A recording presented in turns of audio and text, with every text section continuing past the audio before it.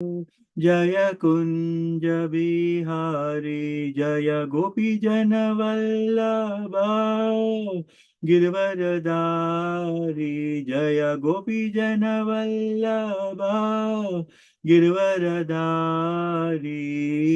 यशोदनंदन ब्रज जन रंजन यशोदनंदन ब्रज जन रंजन यमुना तीरावनचारी जय राधा माधव जय कुंज बिहारी जय गोपीजन वल्लभ जय गिरवरधारी जय गोपीजन वल्लभ जय गिरवरधारी यशोदनंदन ब्रज जन रंजन यमुना तीरावनचारी जय राधा माधव जय कुंज बिहारी हरे Krishna Krishna Krishna Hare Hare Hare Rama Rama Rama Hare Hare Hare Krishna Krishna Krishna Hare Hare Hare Rama Rama Rama Hare Hare Hare Krishna Krishna Krishna Hare Hare Hare Rama Rama Rama Hare Hare Hare Krishna Krishna Krishna Hare Hare Hare Rama Rama Rama Rama Hare Hare Hare Krishna Krishna Krishna Hare Hare Hare Rama Rama Rama Hare Hare Hare Krishna Krishna Krishna Hare Hare Hare Rama Rama Rama Hare Hare Hare Krishna Krishna Krishna Hare Hare Hare Rama Rama Rama Hare Hare Hare Krishna Krishna Krishna Hare Hare Hare Rama Rama Rama Rama Hare Hare Hare Krishna Krishna Krishna Hare Hare Hare Rama Rama Rama Hare Hare Hare Krishna. We'll just do our prayers for Krishna and before we start our Krishna book. Jai Krishna Karna Sindhu Dinabandhu Jagatpate Gopisha Gopika Kanta Radha Kanta Namostute Tapta Kanchana Gaurangi Radhe Vrindavaneshwari Vrishabhanusute Devi Pranamami Hari Priye. Sri Krishna Chaitanya Prabhu Nityananda Sri Advaita Gadadhara Sri Vasadi Gaura Bhakta Vrinda. ओम नमो विष्णुपदाय कृष्ण प्रस्थाय भूतले श्रीमती भक्ति वेदांत स्वामी निति नामिने नमस्ते सरस्वती देवी गौरवाणी प्रचारिणी निर्विशेष शून्यवादी पश्यतादि हरे कृष्ण ओम नमो भगवते वासुदेवाय ओम नमो भगवते वासुदेवाय ओम नमो भगवते वासुदेवाय हरे Krishna with your permission I will dive into the Krishna book what we covered last time. So we just in the last chapter, I'll just quick recap and then we just dive into this book. The killing of Kamsa. So finally, we came to the chapter last week where we spoke about the killing of Kamsa. When we spoke about like how Kamsa arranged all the wrestlers like Chanura and Mustika, and how Krishna and Balaram, they took them head on, and they just with very ease they kind of like threw them out, and all of them they died in the hands of Krishna. And at the same time, we seen how the the ladies who are there, who are witnessing over there, how they felt it was so unfair for young, ones like Krishna and Balaram to be fighting against such a big wrestlers and things like that. And they were also kind of like the ladies were talking about how fortunate that the gopis in Vrindavan are, because they could witness seeing Krishna every day and every evening as well. So the way all these conversations was going on, and at the same time there was while the fight was going ahead with this, and um, the Krishna's parents actually, who are all witnessing over there, Nanda Maharaj and Yashoda and also Devaki and Vasudeva and all, they were all very anxious because it was such an unfair fight that was going on between Krishna and the wrestlers. They were all so at that time, Krishna wants to put an end to all these things. He goes and strikes straight away and puts an end to all these, both the wrestlers, and they're just taken down. So we've seen that is happening. And after the Chanura and Mastika, they had other wrestlers coming in, Kuta and Sala and all of the Toshala. So all of those wrestlers, they came in, and Krishna is so easily handled them, and they put an end to all of them. And seeing this, so finally this information reaches to Kamsa, and Kamsa is like very morose. He's not happy that the wrestlers, they were just killed by Krishna and Balaram. And not only that, even we've seen in the earlier chapter, Kovalya Pinda, the elephant also was killed by Krishna. So he was and finally the Kamsa was so angry. So he was like just telling that Krishna and Balaram should be driven out of Mathura. And also that it was not only that, he was so demonic in his behavior that he orders for Vasudeva and Devaki, as well as Nanda Maharaj and Yashoda, all of them to be killed for the cunning behavior. So we can see that this is the mentality of demonic people that comes, and this is the reason why Krishna comes onto this planet. And not only that, and Kamsa was so evil that he was ready to even kill his own father, Ugrasena. So this is when Kamsa devises this plan, and then when he orders that that Krishna's parents had to be killed, and that is when Krishna, I think he's like, okay, this is enough. Enough is enough. So Krishna gets so angry, as Kamsa must be sitting on a very highly elevated throne. So he jumps on Kamsa. He just pulls him out, drags him by his hair, and he just knocks him down. So we can see like how Krishna is finally, the situation has come where Krishna knocks Kamsa, and Kamsa tries to defend himself by bringing a big sword and his shield and all that.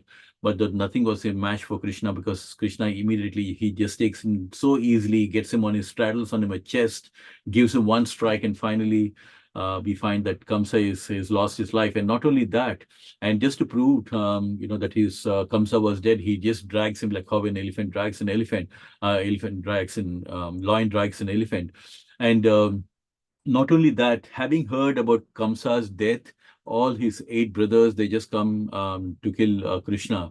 And these 8 brothers of Kamsa were so easily handled by Balaram, and Balaram knocks them down, and very soon even they also died. And according to the authorities, what they say is, because Kamsa, though he was very frightened of Krishna, but he was always thinking about Krishna, when Krishna is going to come and things like that. So he was always getting ready, constantly thinking about Krishna. And as we know in Bhagavad Gita, Krishna mentions that whomever you think about at the end of your life, that is where you go in your next life, or whatever you think of. So according to the authorities, even Kamsa got Sarupya Mukti, where he was transferred to Vaikuntha, where he got a four-armed form like Narayana, because that is the power of associating with Krishna. That's the power of always thinking about Krishna. And because Kamsa, even though he was a very evil and demonic, and he was ready to go and kill his own brother-in-law and sister, and he was ready to put an end to even Krishna and Balaram, we can see that finally because he was always thinking of Krishna, even though as an enemy. Once he died, he was transferred directly to the Vaikuntha, and that's the version of the authorities. So we can imagine that anyone who thinks of Krishna, even if an evil person like Kamsa could get Vaikuntha, we can imagine what the devotees were always thinking about Krishna. What is the state who are always chanting of the holy names of Krishna, and this is the reason why Krishna and the names of Krishna are non-different. So even if you are looking at the deity of Krishna, or we are chanting the holy names of Krishna, everything is on the same spiritual platform, and it takes us directly to Krishna Loka. So as you can see, all the 8 brothers of Kamsa, they're all being killed by Balaram. So, and finally, of course, the wives of Kamsa and his brothers and all of them, they just come and mourn the death. But they also know that Kamsa has been like very unfair to the innocent people, and he treated them very badly. And this is the reason why it has happened. So all of them, they were very spiritually knowledgeable. Even the wives of Kamsa also, they knew that he has met with this death because like a karmic reaction kind of thing. And he's also, and at the same time, they knew the position of Krishna as well. So, but Krishna is like above, even though it is according to the Vedic customs, you're not supposed to be killing your maternal uncle, but Krishna is above all these things, right? And also because it is destined that he has to be killed by Krishna. So, and also, but at the same time, Krishna, when he was there on the planet, he just made sure that he was always following the rituals. That had to be performed. So we can see that even when Kamsa has died, because he is actually Kamsa is his maternal uncle, so he made sure that all these ritualistic ceremonies have been done for Kamsa as well. So we can see like that's Krishna was always, when he was on the planet, he was doing everything according to the Vedic rituals and according to the Sanatan Dharma and according to the Varnashrama Dharma as well, doing everything meticulously as per the scriptures, because everything has come from Krishna. So as Krishna says in Bhagavad Gita, yad yad achariti shesas tat tat evetaro jana sayat pramanam kurite lokastad anuvartite. Whatever the actions that are done by the great people, the common man follow. And whatever actions and whatever standards that the great people said, that is followed by the common people. So when Krishna was there also, he was making sure that all our prescribed duties, everything, he was meticulously making sure that all was happening. And because he had to do this, he was doing all the formalities or rituals for Kamsa. So that is where we put an end. And finally, Krishna comes, and he knows that because Vasudeva and Devaki, at the time when Krishna was born, we all know they were in a prison and they were imprisoned by Kamsa. So Krishna and Balaram, they express like how much of trouble that their parents, their actual parents, like Vasudeva and Devaki, they have suffered because of Kamsa, and because they knew that because Kamsa knew that they're going to be killed by Krishna. So Krishna and Balaram, as I said, they always followed the ritual when in every form and everything according to the Vedic culture. So the Krishna touched the feet of Vasudeva and Devaki and offered them obeisances and prayers. But at the same time, Devaki and Vasudeva, they knew the position, they knew about Krishna being, about the position of Krishna. So obviously they did not embrace them, but they just simply stood to hear about Krishna. So this is where we ended last week, the killing of Kamsa, where Krishna has put an end to Kamsa. So now we are coming to another beautiful chapter. Krishna recovers the son of his teacher. As we always pray this sloka from Bhagavad Gita, because anything that is spoken from the mouth of of Krishna Bhagwan, that is like a mantra. So the sloka which we always say, Janma karma cha me divyam evam yo veti takvitaha chakradeham panarijanma naiti mameti so Arjuna. That Krishna, where Krishna Bhagwan himself is saying in Bhagavad Gita, that whoever understands Krishna Bhagwan's Leela, Krishna's birth, Krishna's divine Leelas, even if he understands Krishna Leela, once we leave this material world, we will not come back, but we'll directly go to Krishna Loka. So that is how powerful Krishna Nama, Krishna Katha, everything is so powerful. So and we are so fortunate here that we have Krishna Katha, which has been written and translated by our Prabhupada. And so we are in the divine association of devotees. I will start off with this new chapter. Hare Krishna. Krishna recovers the son of his teacher. When Lord Krishna saw Vasudeva and Devaki standing in reverential attitude, he immediately expanded his influence of Yogamaya so that they could treat him and Balaram as children. As in the material world, the relationship existing between father and mother and children can be established among different living entities by the influence of illusionary energy or by the influence of Yoga Maya. The devotee can establish a relationship in which the Supreme Personality of Godhead is his childhood. After creating the situation by his Yoga Maya, Krishna appearing with his little brother, elder brother Balaram, as the most illustrious son in the dynasty of the Satvatas, very submissively and respectfully addressed Vasudeva and Devaki. My dear father and mother, although you have always been anxious for the protection of our lives, you could not enjoy the pleasure of having us as your babies, as your growing boys, and as your adolescent youth.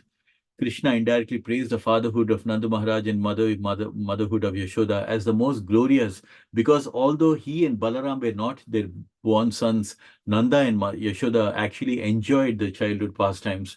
By nature's own arrangement, the childhood of the embodied living entity is enjoyed by the parents. Even in the animal kingdom, parents are found to be affectionate to their cubs. Being captivated by the activities of their offspring, they take much care for their well-being. As for Vasudeva and Devaki, they were always anxious for the protection of the sons, Krishna and Balaram. That is why Krishna, after his appearance, was immediately transferred to another's house. Balaram was also transferred from Devaki's womb to Rohini's womb. So we can see like how Krishna is merciful, how Krishna's energy, the Yoga Maya works, right? So when he finds like the Vasudeva and Devaki, they were not treating Krishna as like their son, but they were just looking with so much of reverential attitude. So which Krishna always was, so covered them with Yoga Maya once again, so that they forget about Krishna as the supreme personality of Godhead, but again treat him as their loving child. And and because Krishna can also understand, like, because they've gone through so much of anxiety right from the time when Krishna was born, or even before that, they were imprisoned and there was so much of anxiety, what's going to happen. And we have covered where Vasudeva was like trying to pacify Kamsa, saying that, you don't need to fear me. There's nothing that I can do. At the same time, the babies are not yet born. So why do you have to worry about that you're going to be killed? So many things or spiritual things that Vasudeva had to convince Kamsa.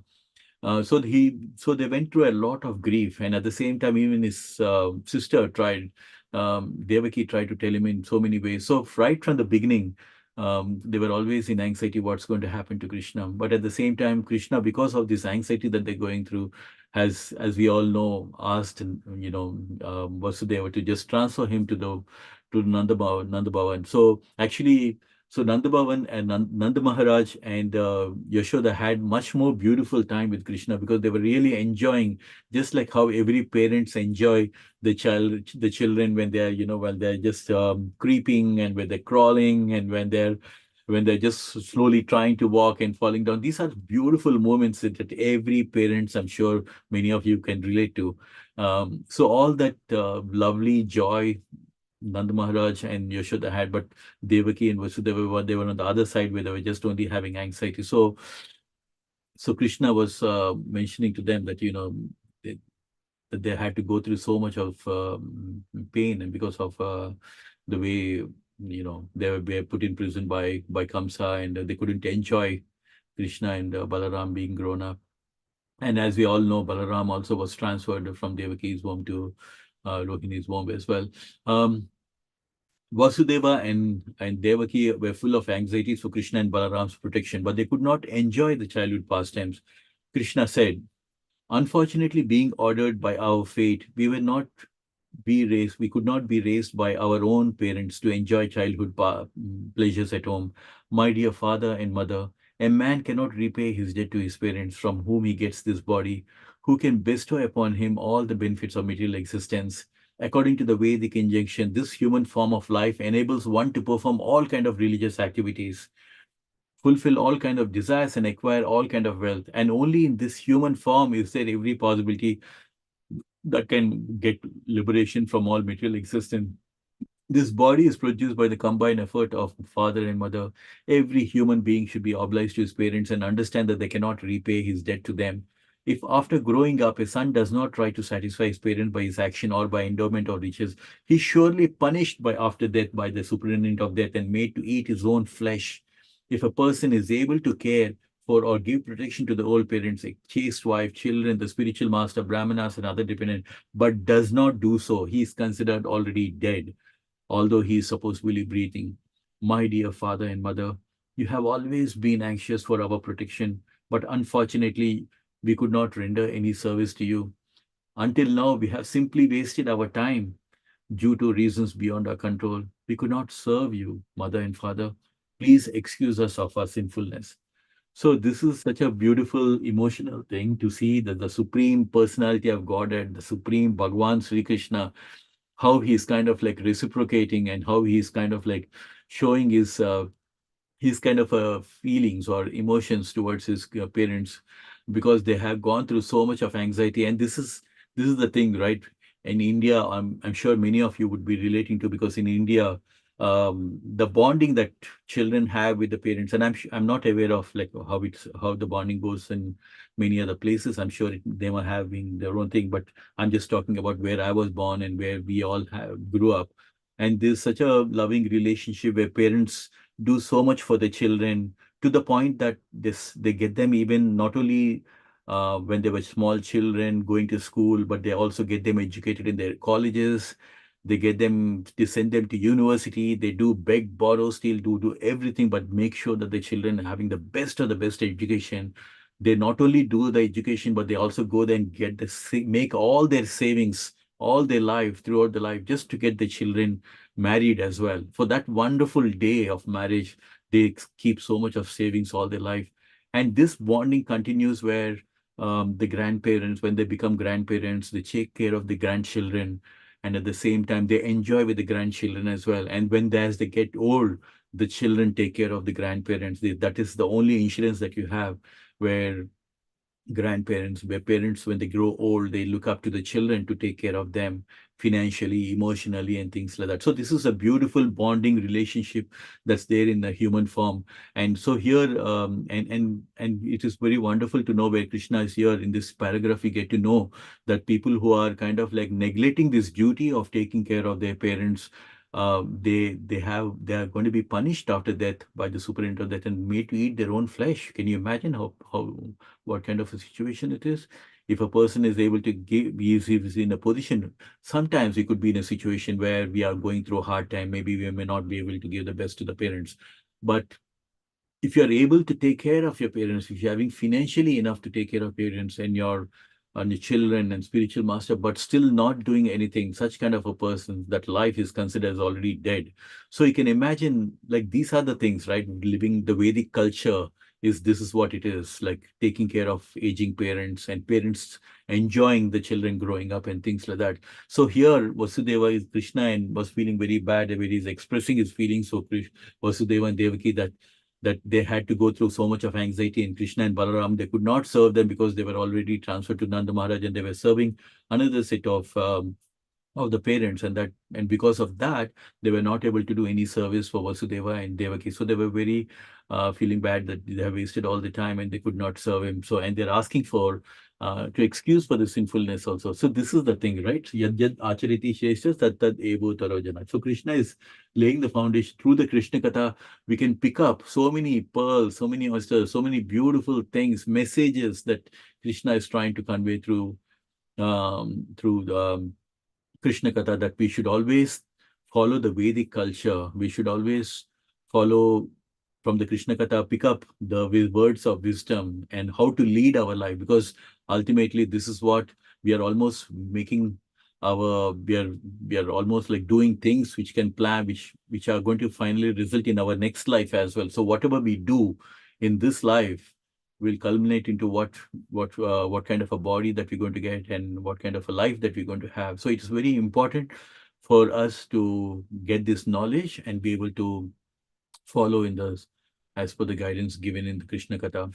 When the Supreme Personality of Godhead was speaking as an innocent boy in a very sweet words, Vasudeva and Devaki became captivated by parental affection. Why? Because they were covered by Yoga Maya.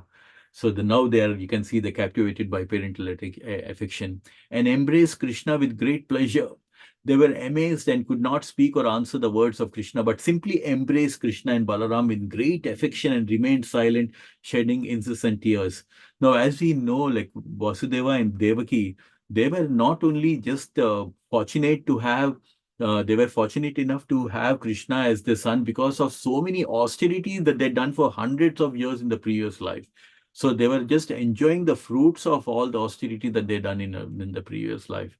So here also we can see that they're just relishing these beautiful moments of being able to see Krishna, and Krishna has covered Vasudeva and Devaki with through Yoga Maya, so that they don't think about Krishna as a supreme personality God, but as in a parental affection towards him. So thus, having consoled his father and mother, Bhagavan Sri Krishna, appearing as a beloved son of Devaki, approached his grandfather Ugrasena. And as we all know, Ugrasena is the father of Kamsa. And but so Kamsa was so bad that he was imprisoning and ready to kill even Ugrasena as well. So having consoled his father and mother, who's Devaki and Yashoda, Bhagavan Sri Krishna approached his grandfather Ugrasena and announced that Ugrasena would be the king of the Yadu kingdom. Kamsa has been forcibly ruling the king of Yadu in spite of the presence of his father. So you can imagine how demoniac Kamsa was, that actually while his father was still alive, Ugrasena was still alive. He's supposed to be ruling the Yadu kingdom. But instead of that, he has just kept his father aside and he's ruling the kingdom. And so Kamsa had forcibly been ruling the kingdom of Yadu in spite of his presence of his father, whom he had arrested. But after the death of Kamsa, his father was released and announced to be the monarch of Yadu kingdom. It appears that in those days in the western part of India, there were very small kingdoms, Andhaka dynasty, Vrishni dynasty, Bhoja dynasty, but Maharaj Ugrasena belonged to the Bhoja dynasty. Therefore, Krishna indirectly declared that the king of Bhoja dynasty would be the emperor of other small kingdoms. So basically, we can understand that the Bhoja dynasty, Ugrasena, who is ruling from the Bhoja dynasty, now he's going to become the monarch, where he'll be controlling Andhaka dynasty as well, Vrishni, and all the empires, mini empires that have been ruled by the other dynasties as well. Krishna willingly asked Maharaj Ugrasena to rule over himself and Balaram because they were his subjects. The word Praja is used both for progeny and for citizens. So Krishna belonged to the Praja, both as the grandson of Maharaj Ugrasena and as a member of the Yadu dynasty. Thus, he voluntarily accepted the rule of Maharaj Ugrasena. He informed Ugrasena, quote unquote, being cursed by Yayati, the king of Yadu dynasty may not occupy the throne. It will be our pleasure to act as your servants. My full cooperation will make your position more exalted and secure, so that the kings of other dynasties will not hesitate to pay their respective revenues. Protected by me, you will be honored even by the demigods from the heavenly planets. My dear grandfather, out of fear of my late uncle Kamsa, all the kings belonging to the Yadu, Vrishni, Andhaka, Madhu, Dashara, Kukura dynasty were all very anxious and disturbed. Now you can pacify them all and give them assurance of security. The whole kingdom will be peaceful. So you can see that this Krishna Bhagwan is, when he was there on the planet, he was doing two things. Paritranaya sadhunam vinasaya tu duskritam dharma samstapanardaya sambhavami yuge yuge. So he was for the annihilation of the demonic people and for the love of his protection of his devotees. So he's put an end to the demonic ruler like Kamsa, and now he's doing everything for the protection or for the love of his devotees. Now he's putting Agrasena, because Kamsa is Krishna's uncle and Ugrasena is a father. So indirectly, he's become the grandfather. So now Krishna is so humble that he says that he just wants to be a part of the Praja, and so that they can be ruled by Maharaj Ugrasena. And in those days, whichever the major dynasty has kind of like conquered or taken over the other dynasties, so all of them, sometimes they were allowed to rule their own dynasties, but they had to be reporting to the main dynasty and they had to pay the revenue to the main dynasty. So this is what Krishna was telling Ugrasena, that because Krishna is there to give full protection and full cooperation, so Ugrasena will not have any problem in terms of other dynasties reporting to him or considering him as the main ruler, and also for them to be paying the revenues as well. And so it is, everything auspicious is happening. One, Ugrasena is going to be made as the king of the Bhoja dynasty, and also because of this, because everything is being directed by Krishna, even the demigods from the heavens are very, he's saying that they'll be honored by even by the demigods. And as we've seen throughout the Krishna Katha, whenever Krishna is putting an end to the demonic people or Krishna is coming out victoriously, all the demigods from the heaven are showering flowers and everything on Krishna. So we can see that here Krishna is saying that because he's protected, because his grandfather Ugrasena is being protected by Krishna, he will be honored even by the demigods in heaven.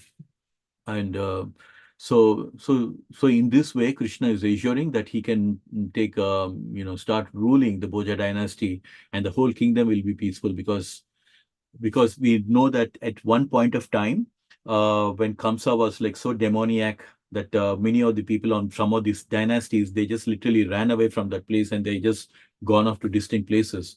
Now with the assurance of Krishna and with Ugrasena taking over, that the whole kingdom is going to be peaceful. All the kings in the neighboring area had left their homes in fear of Kamsa and were living in distant parts of the country. Now, after the death of Kamsa and the reinstallation of Ugrasena as king, the neighboring kings were given all kind of presentations and comforts. Then they returned to their respective homes. After this nice political arrangement, the citizens of Mathura were pleased to live in Mathura, being protected by the strong arms of Krishna and Balaram. On account of good government in the presence of Krishna and Balaram, the inhabitants of Mathura felt complete satisfaction in the fulfillment of all their material desires and necessities. And because they saw Krishna and Balaram daily, face to face, they soon forgot all material miseries completely. As soon as they saw Krishna and Balaram coming out on the streets, very nicely dressed and smiling and looking at the citizens with grace, the citizens were immediately filled with loving ecstasy simply by seeing the personal presence of Mukunda. The name Mukunda refers to one who can award liberation and transcendental bliss. So Krishna's presence acted as such a vitalizing tonic that not only the younger generation, but even the old men of Mathura became fully invigorated with youthful energy and strength by regularly seeing him. So this is the beauty about Krishna Bhagwan, isn't it? That when Krishna, when all this arrangement was happening, that when all the remaining dynasties where they just ran away in fear of Kamsa, now they're returning back, and then Ugrasena is taking over, the ruling of the Bhoja dynasty. And not only that, we can see from this paragraph that all the residents of Mathura are now enjoying the presence of Krishna and Balaram. So even if you see some of the devotees of Krishna, a lot of times, like, I was just talking to somebody in Manna, and they were saying, like, sometimes people, they just recognize, even if you don't put a tilak. One of the Mataji was telling, like, even though I don't put a tilak, there are people who just come and say, like, are you a Krishna devotee? Are you from ISKCON? Are you from the Hare Krishna movement kind of thing? And she was like, how do they even recognize? Because I didn't even put my tilak also. So we can imagine that people who are practicing Krishna consciousness, they have that spiritual aura where people can, even when they see, they can recognize. So what to speak of the source of all this aura? The spiritual aura, Krishna Bhagwan himself, and he was walking on the streets of Mathura. You can imagine how blissful it is, that because right now, all of us, we are living in this material world. We are covered by Mahamaya. And because of this Maya, because of the world that we are living in, which is full of this, especially Kali Yuga, which is full of anxiety, which is keeping us full of anxiety and full of uncertainty. We do not know what is going to happen when, because that's the nature of the world and nature of this Kali Yuga. But at the same time, Krishna always gives a key for every problem. So even though Kali Yuga is full of anxiety, Krishna is given the key to get away from these anxieties, key to overcome all the anxieties. And that key is the Hare Krishna Mahamantra. So this is the thing, right? So as long as you are living in the Kali Yuga, Krishna is giving us a way how we can be happy in this material world. So the residents of Vrindavan, the residents of Mathura, they were so fortunate that they had a personal presence of Krishna.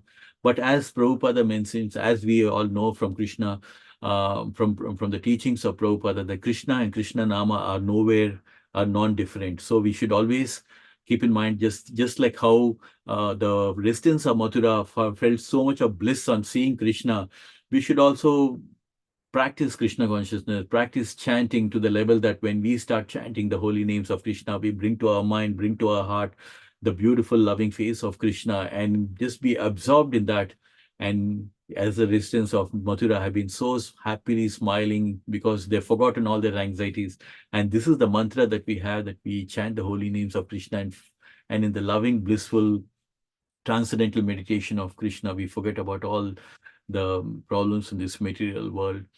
And not only, as we can see, Mukunda is one of the, Krishna has so many names because of the so many divine pastimes, and Mukunda is one of the name which is means awarding liberation. And we've seen throughout the Krishna Katha that even the worst people who tried to harm Krishna, because they were always thinking about Krishna, they were giving liberation, and including Kamsa as well. So this is the thing. So if there's anyone who can, and we had to be very clear that worshipping any god and worshipping Krishna is not the same. Krishna Bhagavan mentions in Bhagavad Gita that people who are devotees of the demigod, they go to the planet of the demigod, but the devotees of Krishna, they go to the supreme planet of Krishna, Krishna Loka. So that is the highest. So it is not on the same platform worshipping the demigods as well as worshipping Krishna. So which is being clarified by Krishna Bhagavan himself. I just want to pause over here to get if there's anything, any reflections, anything that you wanted to share, or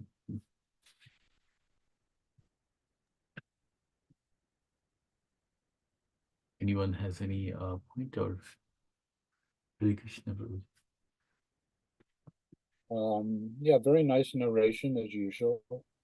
I just wanted to comment on your discussion a little bit about the value of India, the strength of Indian family life. You were talking about how the families would save money for the children's education, save money for the children's wedding, and then that they would be taken care of then by their children in their old age. And this is actually, in many ways, the real strength, besides all the spiritual culture, but the family unity and strength of India compared to the West is far, far superior, even in modern times. The divorce rate in the UK or in America is, it's around 50%. I think it's around 45% now, whatever. The point is, it's the family structure and the way the families are organized in the West is generally very, very dysfunctional. People are brought up in dysfunctional families. As a result, they're just normal psychology is not very good. Even, in so many ways, it can even affect devotees who take Krishna consciousness in the West. But India really has this great cultural value of a strong family-centric culture, and this is going to go a long way for India projecting itself into the new century, into the geopolitical situation even. The family structure and the family ties can never be underestimated. This is natural, this is normal. It's only when you get outside of Indian cultural norms do you see how bad and dysfunctional and traumatic it is for family members when families fall apart. Or in the traditional Indian family wedding, all kinds of people come for the wedding, right? Knowing that if the husband and wife have any problems in the future, all those wedding attendees can help deal with it, hopefully. Whereas in the West, they have to go for family therapy, this, that, and the other thing, and it doesn't necessarily mean it's going to help. Much of the Western family cultures look to like the Hollywood superstars for what is normalcy, and many of them get married, twice, three times, four times in their lifetime, and all kinds of family disruptions as a result. Anyway, I'm just glorifying basically the strength of the Vedic family structure, and India has continued that throughout the centuries. Maybe not perfectly, but it's still far, far, far superior to anything that's going on in the US. Definitely, Prabhuji. So it's a very important point for having a culture, culturally, like, having that family set up. And that's how we all grew up, actually. And the experiences that we have, and even though it's been so many decades that we are out of India, like we still have the same loving bonding, taking care of our parents back home. Yeah, that's been the culture always. I'm just being mindful of the time. It's just like 2 minutes to 9, so I think maybe we can just pause here for today and just continue, maybe, Prabhuji, if that's okay. As you like. Yes. Unless anyone wants to say anything else. Yes. Yeah, sure, Prabhuji. Amoga Prabhu, Nagaraj, Prabhu. Prabhu, when you were talking about, you made a statement and that whatever great people do, no, the rest of the subjects are the people follow, right?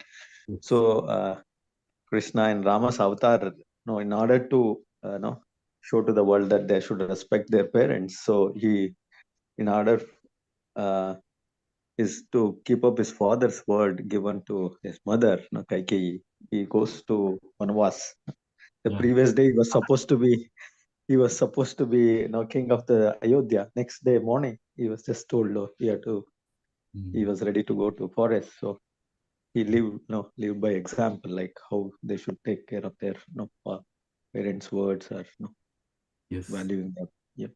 Wonderful, Prabhuji. Yeah, that's really a very nice example of how Lord Ram, and in fact, that's the reason why, even though Treta Yuga happened even earlier than Dwapar Yuga, and even now in Kali Yuga, Bhagwan Ram is so much respected because as an ideal son, he lived by his example, as you rightly mentioned, Nagari Prabhu. That's a wonderful example. Yad yad achariti shesus tat tat eva taro jana. That's a wonderful example for that. And that's the reason why he showed, like, that as human form, and you come, this is what the nature of the world. But no matter what happens, we have to just follow the Vedic culture and listen to the parents and follow their orders. Yeah, and he was never showed any remorse, or he never complained about anything. He just did what he was supposed to do. And yeah, that's the beauty about Sanatan Dharma, where he showed that this is the Dharma you need to follow. Very nice, Nagari Prabhu. Thank you. Yeah, any other realizations? Hemal Prabhu, thank you. Thanks for joining. Sanchit Machaji, Amaga Prabhu, any? Hare Krishna, Prabhuji. It is a beautiful story, Prabhuji. The katha is very nice to hear and blissful. I'm just hearing, Prabhuji. So, yeah. Prabhuji. All glories to your wonderful service, Prabhuji. How much you are doing is just really bringing everyone to Krishna consciousness and actually helping them to practice, and so much. It's really grateful.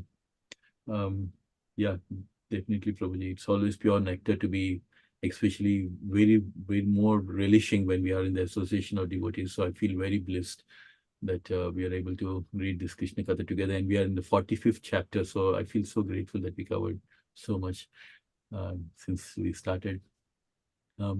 It's been nearly halfway through, I think. What's that? Yeah, nearly halfway through the book, I guess. Yeah, exactly. I so much more nectar. I think, by the time we covered all the whole of KrishnaBook, I think. Absolutely. It was very nice listen to this part, like when Krishna meets his parents, and completely different mood from Vrindavan. So very nectarian just to hear an exam. And as Nagaraj Prabhu was mentioning, like about Lord Ram, it's like he has showed us how to live, and it's completely different from Krishna. So like as he mentioned that when he was asked, he was supposed to become the king, and next day he was asked to go to forest, he obeyed the orders, and he was not affected by that. And similarly, when after living that renunciate life of sannyas for 14 years, when he he became the king. That also, like, it did not make him overjoyed or anything. Whatever is the ashrama, he just accepted it and just grihastha, whether sannyas, and then continued. So much to learn from his life. Yeah, everything he did, like, was so much we have to, take in our lives. Everything, even like so how Sita Devi, she was separated from Ram and being there for in exile, like when in Ravana's when she was captured. So that, like, reflects us. If you reflect that she was into suffering, and like we are suffering in the material world with so much of like bad things going around us. So there's like everything we can relate, that it has been, of course, that was Chaya Sita anyway, like Sita Devi never got separated from Ram, we know that. But how, like, she represents, like, even in today's day, we can reflect from that all her suffering can be realized as our suffering in the material world. Absolutely wonderful.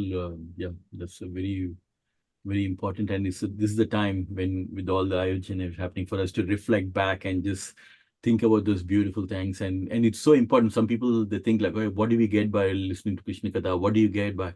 But actually, they are the ones who, they set the example. They just live their life by example, paving the way that this is the Vedic culture that we need to follow, and the actual Sanatan Dharma or Varnashrama Dharma that we have to follow, which is the whole essence of this, of what we are devoting a life for Krishna consciousness. So I just wanted to thank everyone. Prabhuji, with your permission, I think we can end for today for the Krishna Katha, and then we will join again next Thursday. Maybe the remaining part of the chapter we can cover next week, Prabhuji. Okay, thank you so much, Prabhu. You all meet and do loud Hari Bols to Shyam Prabhuji. Hari Bol. Hari Bol. Sham. Hare Krishna. Hari Hare Bol. Hare. And also to Ramnas Prabhuji. Hari Hari Bol. Hari Bol. Hari Bol.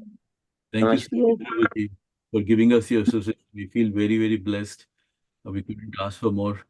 Hare Krishna. Hare Krishna. Absolutely, Prabhu. Yeah, Ramnath Prabhu, as they say, association of devotees, like to have a devotee like you, with so much of knowledge and so much of reflection, how we associate all these scriptures, it's like we can listen to you non-stop. So it's like so blissful to have your association every week. So thank you so much. I mean, really, this is Shyam's Sangha, but I really appreciate his perspective and the way he conducts the group.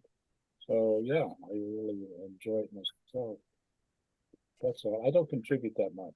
Maybe Shyam, Ramnas Prabhuji, I think it may be good even if we hear you like reading of this Krishna book as well, some part of it. Yes, or 1 week yourself and 1 week Shyam Prabhuji. So yes, we would like to hear from you as well, if Shyam Prabhuji is okay with that one as well. That would be divine. I don't know. Maybe I Great suggestion, Prabhu. Yes, Prabhu. That's a great suggestion. Personally, I just like to come and join the group and listen. Yeah. But Prabhu, like, you used to do the 6 Goswamis book, so we would love to hear some parts from you, maybe a chapter or like alternate weeks. I'll tell you what I'll tell you quickly. Yeah, that was a whole nother presentation, but I'll tell you quickly what I'm working on, and I'm trying to make something of it to make it really a strong presentation. I have a friend who belongs to the KC SOC. You know what KC SOC is? They work with the university students in Krishna consciousness, so they have a presence on various universities. So I have a friend, his name's Hari Om. He comes from a family, his father belongs to the Swami Narayan group, but and his name is Hari. Okay, so Hari Om, he comes to the Soho temple. I've made friends with him. He's really nice, very intelligent boy, and very interested in Prabhupada much more than the Swami Narayan teachings. But basically, his father is allowing him to use his home for Vaishnava Shivaratri coming up on March 9th. So that's what I'm working on, to have it a home program and make it into a Zoom presentation as well. And the idea is to really do it into the nights, and like 5 o'clock on into the night, a regular Shivaratri. I don't think anything's been done like that in London with ISKCON devotees in any organized way. They've had some Shivaratri discussions, so to speak, but nothing actually proper. We're going to actually do a puja, abhishek, chanting. We'll be chanting the Shivastakam by Chaitanya. Anyway, as it develops, I'll let everyone here know. I'll let Sean know, and everyone can be invited to at least 10 on the Zoom participation. But that's what I'm working on now. I need time to develop that. Good to know, Prabhuji. Yeah, hope it all goes well. And yeah, I'm sure you're taking the lead, so it should all go well. Yeah, I was just thinking this. Actually, Shivratri is the next big occasion that's coming up, next big event. Yeah, thank you for sharing with us, Prabhuji. Well, no, I mean, the next big thing is Nityananda and then Gorpanim and all that, but Shivaratri is part of that, what's coming up. And I have a specific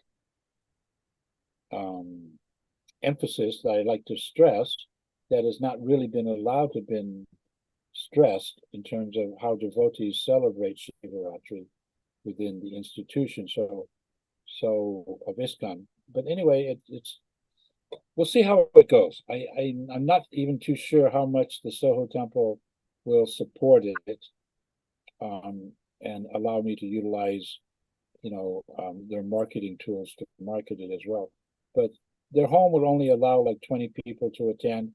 But if it's properly promoted, hundreds of people could come on a Zoom platform, and it'll be recorded too. So that's my main focus right now, is trying to put something together that's going to be very attractive and very philosophically correct. I have to be very careful how I do it. Like, for example, I was discussing with Hariom, we cannot chant Om Namah Shivaya. Now, generally, you think that's what goes on at a Shivaratri, but I know if we do that, it would be misunderstood, be misinterpreted. I intend to do something very innovative, and that is to take the mantra that Prabhupada has given us, Vaishnavanam Yata Shambhu, and turn that into a chanting session of like a bhajan, kirtan. So if you think about Om Namah Shivaya, it means nothing, and it doesn't mean anything specifically, philosophically, and it's associated with Hindu or Shaivite Shivaratris. So as far as I'm concerned, we have to stay away from that and develop our own sense of what a modern 2024 Vaishnava or Gaudiya Vaishnava Shivaratri would it look like, and how it should be actually presented in a way that Prabhupada would actually be really satisfied. So anyway, it's a big deal for me trying to organize something, because it's, like I said, it's an innovation. It hasn't really been done before in any real systematic, proper way. Even in temples in India, yes, they'll have some classes on Lord Shiva, but they won't have a proper Shivaratri. Mm-hmm. Yes. You understand? This is potentially very revolutionary what I'm trying to do. Mm-hmm. Hope it goes well, Prabhu. It's a wonderful idea, and you have been trying for a few years to do make emphasis on Shivaratri and put it in a Vaishnava way. So hope things go well. That's my main occupation. That's my main occupation. Yeah. Our best wishes for that, because Prabhu. If I can do it and it comes off nicely, then that sets a precedent for the future in some way, shape, or form. Even though it's not going to be done specifically ISKCON, but I want to get Keshava Maharaj's support and others as well. So we'll see what happens. Well, Prabhuji, we look forward to see how nicely it's going to go. I'll let everyone here know as it develops. I mean, we're trying to figure out the poster right now. Sure, Prabhuji. Thank you for sharing with us again. Hare Krishna, everyone.